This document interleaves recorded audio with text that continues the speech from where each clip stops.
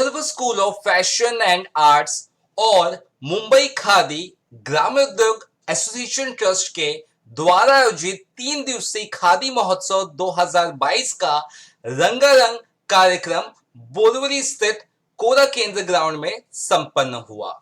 इस अवसर पर बोरीवली के विधायक सुनील राणे और वर्षा राणे उपस्थित रहे। साथ ही आपको बता दें कि बोरीवली खादी महोत्सव के समापन का सबसे आकर्षक कार्यक्रम तीसरे दिन रहा। जी हाँ दोस्तों, जहां पर फैशन शो में रैम्स पर आधुनिक डिजाइन्स के साथ ही देश के कई पारंपरिक नृत्य और संगीत जैसे असम, मराठी, गुजराती और अन्य लोकगीत व लोक संगीत की प्रस्तुति को दर्शकों ने बहुत पसंद किया।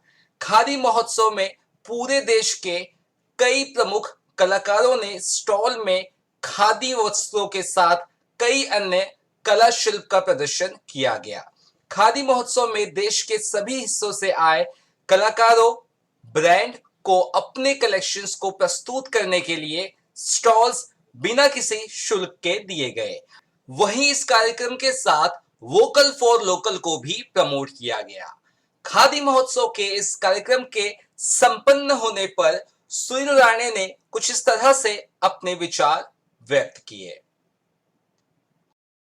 आदरणीय प्रधानमंत्री श्री नरेंद्र मोदी जी का बर्लिन का भाषण सुना और बर्लिन के भाषण में यानी अपने देश के प्रधानमंत्री जर्मनी जाने के पश्चात जो उनका भाषण हुआ, जिसमें उन्होंने भारतीय संस्कृति और भारतीय पहराव की बात करते समय खादी का उल्लेख किया और खादी के बारे में बताया कि जैसे कपड़ा जगत ये कोरोना काल के पश्चात जब निर्यात शुरू हुआ तो भारत के कपड़ा जगत ने 2.25 लाख करोड़ का उत्पन्न किया।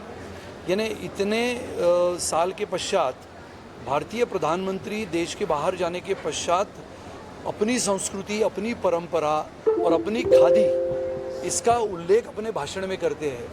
और हम सब जानते हैं कि खादी ये स्वतंत्रता संग्राम का प्रतीक था और आज के अपने हिंदुस्तान के स्वतंत्रता के 75 वर्ष के अमृत महोत्सव में आदरणीय प्रधानमंत्री जी ने इसकी बात रखी और प्रधानमंत्री जी के उस भाषण से हमने प्रेरणा ली और कहा कि बोरीवली तो ये स्वाभाविक रूप से बोरीवली में आज नहीं बरसों से खादी बिकती थी, खादी के पहराव पहन के लोग निकलते थे। यानी बोरीवली से नज़दीक निश्चित रूप से गुजरात है और गुजरात से आए हुए हमारे गुजराती भाई बहन और मुंबई में रहने वाले हमारे मराठी भाई बहन, मराठी लोग कपड़ा उद्योग जगत में काम करते थे, कपड़ा बनता था मिलों में और गुजराती भाई हमारे उस कपड़े को विश्व का व्यापार बनाते थे। ऐसा अनोखा संगम इस मुंबई ने देखा था। तो बोरीवली से नज़दीक या बोरीवली में जो क्षेत्र है कोरा केंद्र, वहाँ पर खादी पहले ज़माने से यहाँ पर खादी रहती थी, बनती थी, बिकती थी। तो ये मेरे मन में कल्पना आई और खादी महोत्सव लोगों ने भी इसको बहुत ही शानदार तरीके से स्वीकार किया। करीबन 100 स्टॉल्स थे अलग अलग जगहों से, मध्य प्रदेश, राजस्थान, उड़ीसा, छत्तीसगढ़, यहाँ से लोग आए थे, बुनकर आए थे, काश्तकर आए थे, जिन्होंने अपने अपने कला संग्रह के वस्तुएं, अपने अपने खादी के कपड़े यहाँ पर लगाए थे और मैं उन सभी लोगों का शुक्रगुजार हूँ। विशेष रूप से कोरा केंद्र ट्रस्ट का भी शुक्रगुजार हूँ, जिन्होंने हमारे इन स्टॉल धारकों से 1 रुपया की भी कीमत नहीं ली और ये अनोखा ऐसा खादी महोत्सव था। मुझे लगता है पुनः एक बार हम आदरणीय प्रधानमंत्री जी को धन्यवाद देते हैं। खबरें कैसी भी आ रही है कि आपका यह कार्यक्रम इतना हिट हो गया कि केंद्र सरकार की तरफ से इस कार्यक्रम के सारे वीडियो बनाए गए। अच्छी बात है, क्योंकि जैसे मैंने कहा कि खादी का निश्चित रूप से प्रचार और प्रसार हो, खादी के माध्यम से हर कोई, जो आदरणीय प्रधानमंत्री जी की बात थी कि हर भारतीय के घर में, हर भारतीय के कपाट में एक खादी का कपड़ा हो, चाहे वो कुर्ता हो, शर्ट हो।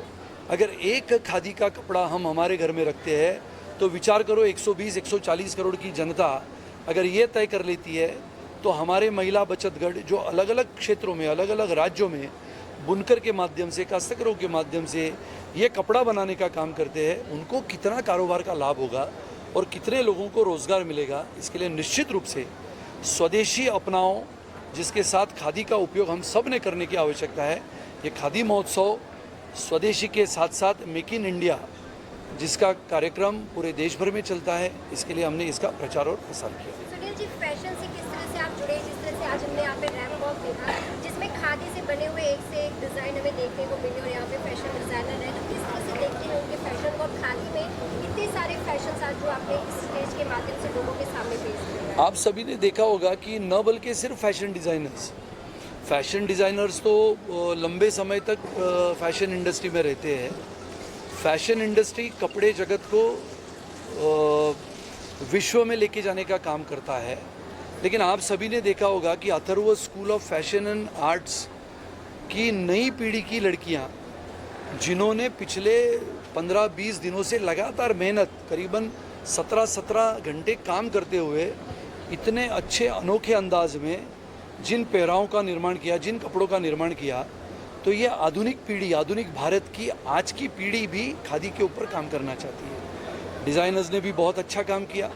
खादी के साथ साथ जूट, कॉटन, लिनन और खादी सिल्क, इसको भी बहुत बड़ा मायना रखता है। और इसके लिए मुझे लगता है कि फैशन डिज़ाइनर्स ने बोरिवली में भी बहुत अच्छे अच्छे फैशन डिज़ाइनर्स हैं जिनका नाम पूरे विश्व में है, और उसके साथ साथ आधुनिक पीढ़ी के युवा पीढ़ी ने भी इसको हाथ में लेते हुए अच्छा काम किया है, ऐसा मैं मानता हूँ।